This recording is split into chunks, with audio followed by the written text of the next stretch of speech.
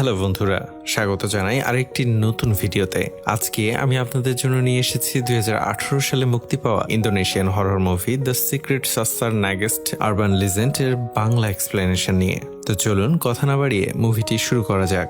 মুভির শুরুতে জঙ্গলে এক ঝড় বৃষ্টির রাতে একটি কালো হুডি পোশাক পরিহিত লোককে একটি অচেনা মেয়ের দেহ নিয়ে যেতে দেখানো হয়। এরপর সিন চেঞ্জ হয়ে যায়। এয়ারপোর্টে কানাইয়া নামের একটি মেয়েকে দেখানো হয়, যে বহু বছর পর তার হোম টাউনে ফিরছিল। তাকে নিতে তার বাবা রেদওয়ান এসেছিল এবং তার সাথে ছিল তার মেয়ের বয়সী একজন মহিলা। রেদওয়ান পেশায় একজন রিচ বিজনেসম্যান। তার স্ত্রী অর্থাৎ কানাইয়ের মা মারা গেছেন। এয়ারপোর্টে তার সাথে অল্প বয়সী সুন্দরী যে মেয়েটা এসেছে, সে আসলে তার বাবার দ্বিতীয় পক্ষের বউ, যার নাম সোফি। এবার স্বাভাবিকভাবে কানাইয়ার এই ব্যাপারটা পছন্দ হয় না, ফলে সে তার স্ত্রীকে গোল্ড টিগার বলে সম্বোধন করে। রাতে কানাইয়ার জন্য একটা ওয়েলকাম পার্টির আয়োজন করা হয়েছিল, যেখানে তার বয়ফ্রেন্ড টেডি এসেছিল। রেদওয়ানের এই ব্যাপারটা পছন্দ না হলে বাবা ও মেয়ের মধ্যে ব্যাপারটা নিয়ে একটু হালকা দ্বন্দ্ব হয়। সোফি পার্টিতে বেশ ড্রিঙ্ক করে অদ্ভুত ব্যবহার করছিল। সে বলপূর্বক টেডিকে কিস করতে যায়।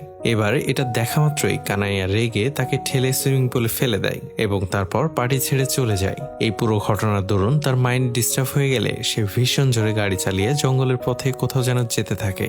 অন্ধকার জঙ্গলের রাস্তা দিয়ে যাওয়ার সময় অসতর্ক হলে তার গাড়ির সাথে কারোর ধাক্কা লাগার ফলে সে সোজা সামনের গাছে গিয়ে ধাক্কা মারে। এরপর তার জ্ঞান ফিরে সে দেখতে পায় সে হসপিটালে। এই অ্যাক্সিডেন্টের দরুন তার মাথায় গভীর চোট লেগেছিল, ফলে 2 দিন যাবৎ সে অজ্ঞান ছিল। তাকে ওই ঘটনাস্থল থেকে উদ্ধার করেছিল টেডি। কানাইয়া তার পাশের বেড থেকে কিছু অদ্ভুত আওয়াজ শুনতে পেলে লক্ষ্য করে সেখানে একজন বৃদ্ধ মহিলা শুয়ে আছে। বেলায় টেডি তাকে হসপিটাল ঘোরাতে নিয়ে আসলে কানাইয়া তাকে সেদিন রাতের ঘটনার ব্যাপারে জিজ্ঞেস করে, যে ঘটনাস্থলে সে অন্য কারোর লাশ পেয়েছিল কিনা। কিন্তু টেডি বলে সেখানে কানাইয়া ছাড়া কেউই ছিল না। টেডি জানায় তাকে এখানে বেশ কয়েকদিন থাকতে হবে সুস্থ হওয়ার জন্য। এই বলে সে কানাইয়াকে প্রপোজ করে বিয়ের একটা প্রস্তাব দিয়ে একটা রিং পাঠিয়ে দেয়। এটা দেখে কানাইয়া ভীষণ খুশি হয়। সেদিন রাতে সে তার পাশের বেড থেকে সেই বৃদ্ধ মহিলাকে উঠে কোথাও যেতে দেখে। কানাইয়া তাকে ফলো করে। একটা পরিত্যক্ত রুমে এসে পৌঁছে সে আর কাউকে দেখতে পায় না। আর তখনই পিছনে ঘুরে এক মহিলার ভূত দেখলে সে ভীষণ জোরে চেঁচিয়ে উঠতেই তার ঘুম ভাঙা বুঝতে পারে এটা তার স্বপ্ন ছিল। এই সবকিছুর মধ্যে সকালে সে জানতে পারে তার পাশের বেডের বৃদ্ধা মহিলাটি আজ সকালে মারা গেছেন, যার কারণে রাতের ওই স্বপ্নটির কথা ভেবে তার গা শিরে ওঠে।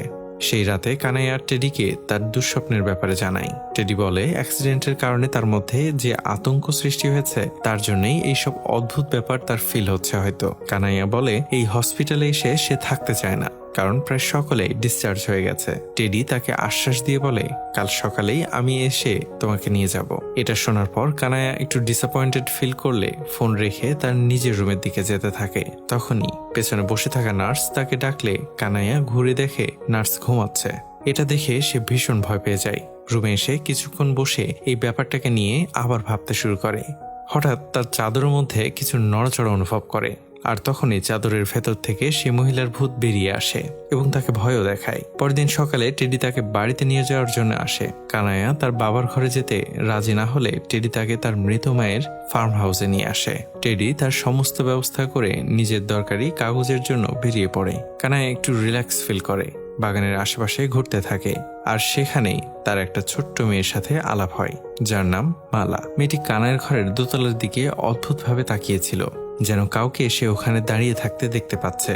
মালা এটা দেখা মাত্রই ভয়ে নিজের বাড়িতে পালিয়ে যায়। কানাইয়া তাকে ফলো করে তার বাড়িতে পৌঁছলে মালার মায়ের সাথে তার আলাপ হয়, যার নাম ছিল মিসেস পুত্রী। কানাইয়া তাকে পেয়ে ভীষণ খুশি হলে তার সাথে গল্প করতে থাকে। এর মাঝেই নিজের অ্যাক্সিডেন্টের ব্যাপারে তাকে জানায়। এটা শুনতে পুত্রী তাকে বলে জঙ্গলের মাঝে ওই রাস্তা অভিশপ্ত, যেখানে কেউই যায় না। সে আরো জানায় যে তার মেয়ে মালা একজন ইন্ডিগো কিড, অর্থাৎ সে মৃত ব্যক্তিদের আত্মা দেখতে পায়। পুত্রী বলেন তার মেয়ে মাঝে মাঝেই একা বসে গল্প করে কারোর সাথে। তিনি ব্যাপারটা দেখে প্রথম দিকে ভয় পেলেও এখন তিনি অনেকটাই অ্যাডজাস্ট করে নিয়েছেন। অন্যান্য বাচ্চাদের থেকে আলাদা হওয়ার কারণে মালার তাদের সাথে অ্যাডজাস্ট করতে একটু অসুবিধা হয়। এই জন্য তাকে বেশিরভাগ সময়টা তিনি বাড়িতে রাখতেই পছন্দ করেন। এবার কানাইয়া মালার রুমে প্রবেশের আগে হঠাৎ বুঝতে পারে মালা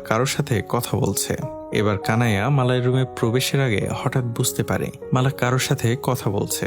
কিন্তু সেখানে কেউ ছিল না। কানায়া মালার সাথে কথা বলার সময় হঠাৎ তার পেছনে কারো উপস্থিতি অনুভব করে এবং তা অনুভব করে ঘুরে তাকাতেই তিনি একজন মহিলাকে দেখতে পায় যার নাম মার্শা। তার নিজের পরিচয় দিয়ে বলে তিনি মালার হোম টিচার। এবার তিনজন বাগানে এসে লুকোচুরি খেলতে থাকে আর কানায়া পাশের একটা পরিত্যক্ত বাড়িতে ঢুকে পড়ে। বাড়ির সদর দরজাটি হঠাৎ নিজে থেকেই বন্ধ হয়ে যায়। আমরা লক্ষ্য করি বাড়িটার কিছুটা দূরে সেই হসপিটালের মহিলাটির আত্মা দাঁড়িয়ে আছে। এবার স্বাভাবিকভাবে মালা তাকে দেখতে পাচ্ছিল, ফলে তাকে দেখা মাত্রই সে ভীষণ ভয় পেয়ে যায়। কানাইয়া দ্রুত বাইরে বেরিয়ে আসলে মাস্টারকে বলে এই খেলা বন্ধ করতে, কারণ মালা ভীষণ ভয় পেয়েছে।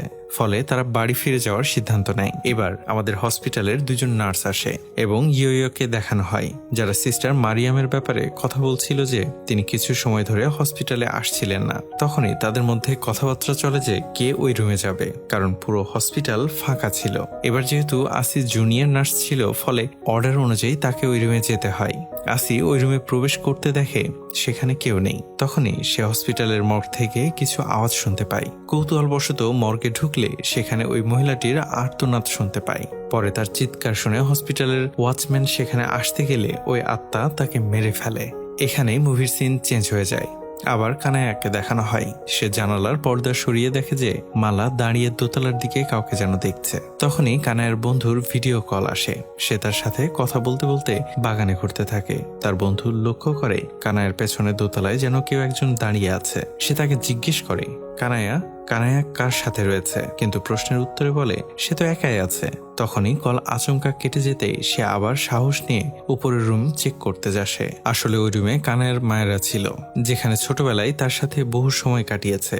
রুমে ঢুকতে সে এখানে রাখা জিনিসপত্র এবং মায়ের ছবি দেখে ভীষণ ইমোশনাল হয়ে পড়ে। তখনই কোনো কারণে তার মনে হয় যে মা এখানেই আশেপাশে উপস্থিত রয়েছে। ফলে সে মায়ের একটা ছবি নিয়ে মালার কাছে যায়। কানায়া তার মায়ের ছবি দেখিয়ে তাকে জিজ্ঞেস করে সে দোতলায় কাকে দেখতে পায়। তখন মালায়া কানায়ার মায়ের ছবির দিকে আঙুল দেখিয়ে বলে আমি এনাকেই দেখতে পাই। এটা দেখে কানায়া বুঝে যায় তার মায়ের আত্মা এখনো ওইখানেই রয়েছে। সেদিন টেডির ফোন আসলে কানায়া তাকে সম্পূর্ণ ব্যাপারটা জানায়। এটা শুনে পুরো ব্যাপারটা গাঁজাখড়ি মনে হলেও টেডি বলে আমি খুব তাড়াতাড়ি তোমায় নিতে আসবো, ততদিন তুমি বিশেষ পুত্রীর বাড়িতেই থেকো। একদিন যখন কানাইয়া, মালা এবং মার্শাল লুকোচুরি খেলছিল, তখন মালা ও মার্শা লুকিয়ে পড়লে কানাইয়া তাদের খুঁজতে উপরের রুমে প্রবেশ করে। দরজা নিজে থেকেই বন্ধ হয়ে যায়। তখন পেছন থেকে কারো আওয়াজ শুনতে পেলে দেখে সেখানে তার মা বসে রয়েছে। তিনি তাকে ওয়ার্নিং দিয়ে বলে এই ঘর ছেড়ে চলে যাও, কারণ she has arrived here, অর্থাৎ সে এখানে চলে এসেছে। কানাইয়া বুঝতে পারে না তার মা কার সাথে কথা বলছে। কিছু বুঝে ওঠার আগেই তিনি অদৃশ্য হয়ে যান। পরের মুহূর্তে কানাইয়া আরো ভীষণ ভয় পেয়ে যায়, কারণ তার সামনে সেই হসপিটালের মহিলাটির আত্মাটি অদ্ভুতভাবে তার দিকে এগিয়ে আসছিল।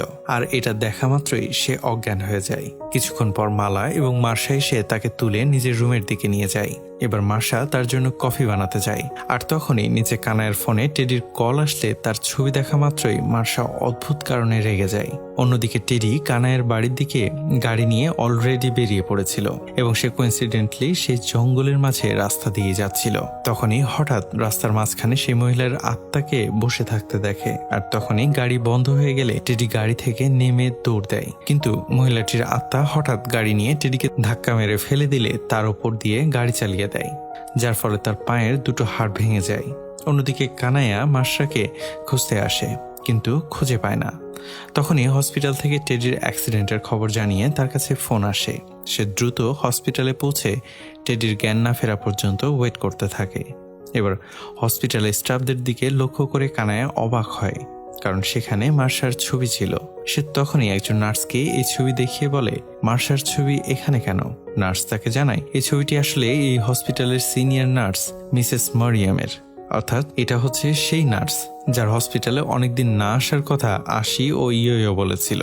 কানাইয়া ব্যাপারটা বুঝতে না পেরে সে মিসেস পুত্রীর কাছে গিয়ে মার্শার ব্যাপারটা বললে তিনি কিছুই বুঝতে পারেন না যে কানাইয়া কার কথা বলছে, কারণ মালার একটা হোম টিচার আছে যার নাম মিসেস সোলে এবং তিনি মার্শা নামের কাউকে চেনেন না। এবার কানাইয়া বুঝতে পারে এই মার্শা আসলে আত্মা, যাকে সে এবং মালা ছাড়া কেউই দেখতে পায় না।